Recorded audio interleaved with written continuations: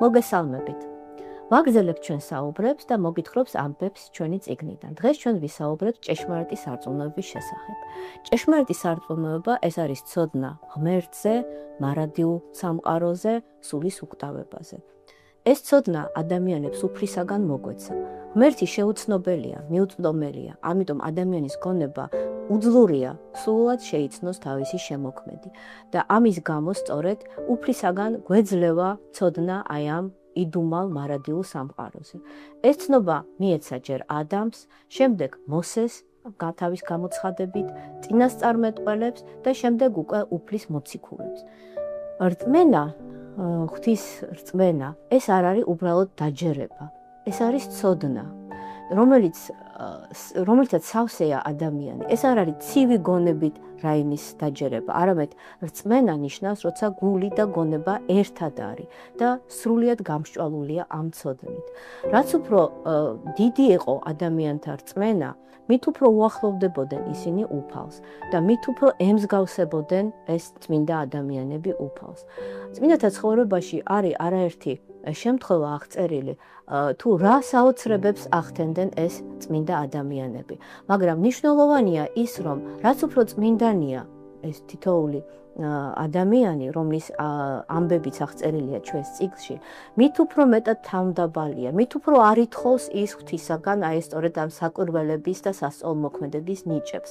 არამედ მათი ერთადერთი სათხოვარი არის ის, რომ შეენდოთ პირადი ცოდვები და განიწმინდონ თავიანთი სული და სხეული და რაც შეიძლება მიეახლონ და მიუახლოვდნენ უფალს. და როდესაც ეს ადამიანები უკვე განიწმინდებიან და მიეახლებიან უფალს, ისინი უკვე ხდებიან იმ მადლის მატარებელი და იმ ძალის მატარებელი, რომლისაც არის თავად უფალი. უფალი არის სიტყვა და ადამიანის არის სიტყვერი არსება, ამით ემსგავსება ის თავის შემოქმედს. და ღვთის სიტყვა შექმნა მთელი სამყარო. ღვთის სიტყვა საოცარი ძალა აქვს და საინტერესოა, რომ ის ადამიანები, რომლებიც უფალს უახლოვდებიან, სწორედ აი ამ სიტყვის ძალის მადლითაც ბაძავენ თავიანთ შემოქმედს. აქ აღწერილია ერთი ამბავი მარკოს ათენელზე, რომელიც იყო საკვირველი მამა, რომელიც 100 წელზე მეტი ხანი ცოცხლობდა და დაყუდებული იყო მთელი ცხოვრება მაღალ კლდოვან ქიმზე და სიცოცხლის ბოლოს იხილა ის ერთ-ერთმა ბერმა, გამოცხადებით მოვიდა მასთან და შეიტყო მისი ღვაწლისა და ცხოვრების შესახებ. და აქ აღწერილი ერთი ესეთი შემთხვევა, როდესაც მარკოზი ეკითხება თავის სტუმარს, რომ აი ეხლა როგორი სარწმუნოებაა ერში, ისევ წარმართობაა? ის პასუხობს, რომ არა, ეხლა ყველანი ჭეშმარიტის ღვთის თაყვანისმცემლები არიან. მარკოს უხარია და ეუბნება და არის ისეთი დიდი რწმენა აი ამ ერში, რომ აი რო ვეტყვით ამ თას გადადექი, ის გადადგება. და ამ სიტყვებზე უცბად ის მთა, რომელიც იყო მათ წინ, დაიძრა და დაიწყო მოძრაობა ზღვისაკენ. ამან იმდენად შეაძრთუნა მარკოზის სტუმარი ბერი, რომ დაემხო მასთან მუხლებზე. ხოლო მარკოს გაუკვირდა და უთხრა, ნუ თუ შენ ეს პირველად ნახე. და ის პასუხობს, დიახ მამაო, მსგავსი რამ არ მინახავს. და მაშინ მარკოზი მოთქვამს და ღვთის წინაშე ამბობს, ვაი რომ ეს ადამიანები მხოლოდ სიტყვით ყოფილან ქრისტიანები, ხოლო საქმით შორს არიან სარწმუნოებისგან. აი ესეთ ჭეშმარიტ რწმენას გვპირდება უფალი თავის სიტყვებში, სახარებაში, როდესაც ამბობს, რომ თუ გექნებათ მდოგვის მარცვლის ოდენა სარწმუნოება და ეტყვის მთას გადადექი, ის გადადგება. აი ეს აღსრულდა სწორედ მარკოზის დროს და შემდეგ ის ეუბნება ამ მთას, რომ შენ არ გეუბნები, მე ჩემ ძმას უთხარი ეს, ბროც სიტყვა მოაყოლა და მთა თავის ადგილზე ბრუნდება. აი ესეთი სიტყვის მადლი და ძალა აღწერილია ასევე წმინდა მაკარი დიდის ცხოვრებაში. თვითონ ეს მამები, მე წელადაც ვახსენე, რომ თავიანთი სიმდაბლის გამო გაურბოდნენ ამ სასწაულებს. არც ითხოვდნენ სასწაულთა ნიჭირო, აღსრულების ნიჭირო მიეცა ღმერთს მათთვის და თვითონაც მალავდნენ, რომ შეეძლოთ ამ სასწაულების აღსრულება. ამიტომ იყო ხოლმე ისეთი შემთხვევები, როდესაც რაიმეს განკურნება რომ უნდოდათ ხალხს და მიდიოდნენ ამ წმინდა მამებთან, რაღაც ხერხს მიმართავდნენ ხოლმე. და იყო ესეთი შემთხვევა წმინდა მაკარის ცხოვრებაში, რომ ჩამოვიდა მამა შორიდან და თან ჩამოიყვანა თავისი 8 წლის შვილი, რომელიც იყო დავრდომილი, ასე დაიბადა და ვერ დადიოდა. მივიდა მაკარის სენაკთან, დატოვა ეს დავრდომილი ბავშვი მის სენაკთან, თვითონ კი წავიდა განეშორა იმ ადგილას და შორიდან უყურებდა რა მოხდებოდა. მაკარი გამოვიდა ბავშვის ტირილზე და კითხა, რატომ ხარ აქ და რატომ ტირი? ბავშვი ეუბნება, მამამ დამტოვა აქ და წავიდა. ხო და ადექი ჩქარა და დაეწია მამაშენს, უთხრა მაკარიმ. ამ სიტყვებზე ბავშვი ადგა სრულიად განკურნებული და გაიქცა მამისაკენ. აი ესე არც რო უთხოვია მაკარს ღვთისაგან მისი განკურნება, არამედ მისი სიტყვის მადლით და ძალით, რომელიც მას ჰქონდა უფლისაგან უკვე მონიჭებული თავისი წმინდა ცხოვრების გამო, მას მიეცა მადლი, რომ მისმა სიტყვამ ესეთი სასწაული აღასრულა. აქვე საინტერესოა გავიხსენოთ წმინდა სპირიდონ ტრიმიფუნტელი, რომელიც იყო მონაწილე პირველი მსოფლიო კრებისა ნიკეაში, რომელიც შედგა და ამ მსოფლიო კრების მოწვევა საჭირო გახდა სწორედ იმიტომ, რომ შეიქმნა ცრუ სწავლება, მწვალებლობა, რომელიც ქადაგებდა, რომ თითქოს ქრისტე არ იყო თანასწორი მამისა, არამედ იყო შექმნილი არსება, თუმცა უმაღლესი არსება, მაგრამ მაინც შექმნილი მამა ღმერთის მიერ. აი სწორედ ამ მწვალებლობის უარსაყოფად და ჭეშმარიტი სარწმუნოების დასადგენად შეიკრიბნენ ის წმინდა მამები ნიკეაში და მათ შორის იყო წმინდა სპირიდონი. სპირიდონი არ გამოირჩეოდა თავისი მჭერმეტყველობით, არ ჰქონდა ისეთი დიდი განათლება, რომ შეძლებოდა იქ დაპირისპირებოდა იმ ცნობილ ორატორებს, რომლებიც გამოდიოდნენ და თავის სიტყვას ამბობდნენ, მაგრამ როდესაც ძალიან გაცხარდა ეს პაექრობა და როდესაც ნახა სპირიდონმა, რომ აი მეფე უფრო ორატორულ მეტყველებას და ორატორთა გამოსვლას უფრო აქცევდა ყურადღებას, ვიდრე აი მამათა სწავლებას და მამათა ქადაგებებს, მაშინ მან თვითონ მოითხოვა სიტყვა. და მამები ძალიან შეშინდნენ ამის გამო, და ეუბნებოდნენ, რომ მამაო, შენ არ გაქვს სათანადო გამოცდილება და მოდი ნუ იტყვი, ნუ რაფერს. იმიტომ რომ ეშინოდათ, რომ მისი სიტყვა პირიქით სარწმუნოების წინააღმდეგ არ გამოეყენებინათ ამ მოწინააღმდეგე მხარეს. მაშინ აი სპირიდონი გამოდის აი კრების წინაშე და ეუბნება იმ ორატორს, ვინც მოწინს სხვა ცრუ სწავლებას ქადაგებს და ეუბნება ესეთ რამეს. იესო ქრისტეს სახელით გეუბნები შენ ფილოსოფოსო, ისმინე ჩემი. და მაშინვე აი ქრისტეს სახელით ეს ფილოსოფოსი მორჩილად ისმენს მისას. მაშინ წმინდა სპირიდონი ჩამოაყალიბებს მოკლედ მრწამს და ეუბნება, მე აი ასე და ასე მწამს, რომ უფალი არის სამება, მამა, ძე, სულიწმინდა და სამივე ეს თანაბარია და ერთ არსებაა. და შენ ბოლოს ეუბნება სიტყვებს და შენ ასე არ გწამს ფილოსოფოსო? და უცბად აი ყველასგან მოულოდნელად, როცა მანამდე ეს ადამიანი არტყუნებდა, აბტკიცებდა სრულიად საწინააღმდეგოს, ყველასთან განცხადებულად ამბობს, რომ დიახ, მეც ესე მწამს. ეს არის ჭეშმარიტი სარწმუნოება. და შემდეგ ამბობს საოცარ სიტყვებს.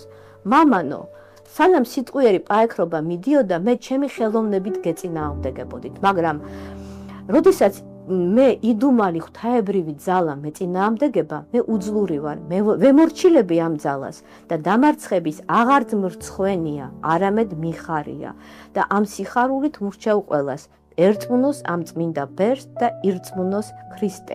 ანუ, როდესაც ადამიანი შედის ერთობაში უფალთან, ქრისტესთან, იგი უკვე აღარ ეძიებს თავისას. მას უხარია ეს ერთობა და ეს ერთობა ისეთი მადლით ავსებს, რომ უკვე სიხარულით აღიარებს თავის დამარცხებას. ეს სწორედ ის კრებაა, რომელზეც შემდეგ თავის სწორედ აი ამ სიტყვების დასამტკიცებლად წმინდა სპირიდონმა აიღო ხელში აგური, ანუ კეცი, ანუ გამომწვარი თიხა, მოუჭირა მას ხელი და იქიდან გადმოვიდა წყალი, ავარდა ზეცაში ცეცხლი და თვითონ ეს აგური მიწად დაიფშნა. წმინდა სპირიდონმა მიმართა იმპერატორს და უთხრა, ეს არის ერთი ნივთი, გამომწვარი თიხა, რომელიც შეიცავს მიწას, წყალს და ცეცხლს და ეს არის ერთიანი, მაგრამ ასევეა წმინდა სამება, მამა, ძე და სულიწმინდა არის ერთი უფალი, განუყოფელი ერთ არსება.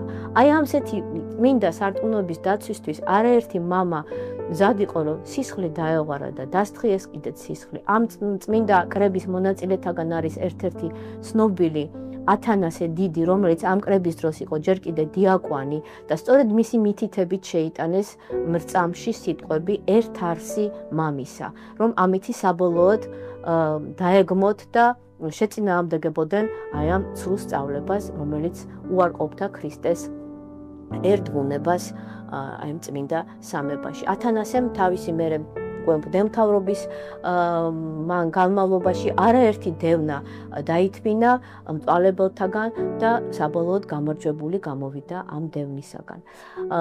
წმინდა მამათა ცხოვრებაში აღწერილია არაერთი შემთხვევა, როდესაც აი ღვთის სიტყვას საოცარი მადლი აქვს. არის ესეთი წმინდა მამა ბესარიონი, ეგვიპტელი მოღვაწე, რომლის მოწაფეც აგვიწერს ესეთ ამბავს, რომ როდესაც ზღვისპირას მივდიოდითო მე და მამა ჩემი ბესარიონი ძალიან მომწყურდა და ვთხოვე ჩემს მოძღვარს, რომ წყურია მამაო. მაშინ მან ჯვარი გადასახა ზღვას და მითხრა დალიე და მე დავლიე ეს წყალი და ნახე რომ იყო ძალიან გემრიელი და ტკბილი. და როდესაც მოვიკალი ჩემი წყურვილი, დავიწყე ავსება ჩემი ჭურჭლის და მამაო მკითხა რას აკეთებ? და მე მოპასუხე მამაო შემინდა და კიდევ რომ მომწყურდეს და მაშინ მამა ბესარიონი ეუბნება საოცარ სიტყვებს. ღმერთი, რომელიც ამ ადგილას არის, ყველა ადგილზე იგივე ღმერთია. ანუ თუ გექნება ჭეშმარიტი რწმენა, უფლის შემწეობას არ დაკარგავ ნებისმიერ სიტუაციაში და ნებისმიერ ადგილში.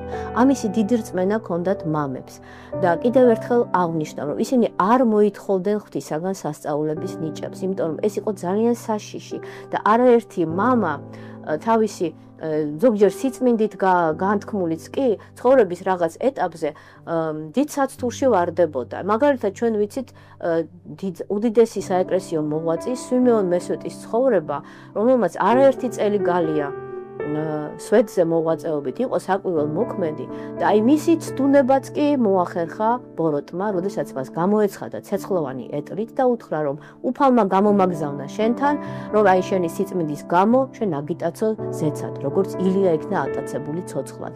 და დაიჯერა სვიმეონმა ეშმაკის სიტყვები და გადადგა ნაბიჯი, რომ ასულიყო ამ ეტლზე, მაგრამ სანამ ეტლზე ავიდოდა, ამ ნაბიჯის გადადგმასთან ერთად გადაისახა პირჯვარი.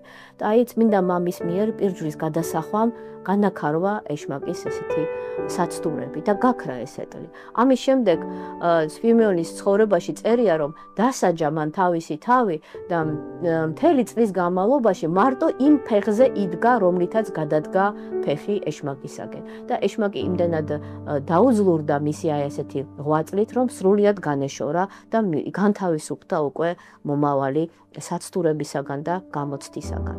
იყო არაერთი შემთხვევა საეკლესიო ისტორიაში, როდესაც ესეთი საცდურები ტრაგიკულად დამთავრებულა. აღწერილია მამების ისტორია, რომელსაც დაუჯერეს ეშმაკს და გადაიჩეხენ უფსკულში, ან რაღაცა ეშმაკეულები გახდნენ და გონება დაკარგეს. ამიტომ მამები ყოველთვის აფრთხილებენ ხოლმე თავიანთ სამცხოს, რომ არ დაუჯერონ ხილვას. იყო ხოლმე ესეთი შემთხვევები, როდესაც ეცხადებოდათ ეშმაკი წმინდანებს ქრისტეს სახით და ერთი ბერს ესე გამოეცხადა და ეუბნება, რომ აი მე ვარ ქრისტე და მოვედი შენთან, შენი სიწმინდის გამო და ბერმა თვალები დახუჭა და ეშმაკი ეუბნება, რომ არ გსურს ქრისტეს ხილვა და ის პასუხობს, არა, არ გსურს. მე მსურს მხოლოდ ჩემი ცოდვებისთვის. ცოდვები მომიტევოს უფალმა და ამ ცხოვრებაში არ მსურს მისი ხილვა. მე მინდა რომ ის იმ ცხოვრებაში, საუკუნო ცხოვრებაში ვიხილო და ვიყო მასთან ერთად. და აი ესეთი სიმდაბლის და ესეთი სწორი დამოკიდებულების გამო ეს მამები ახერხებდნენ ხოლმე და იგერიებდნენ ეშმაკებს.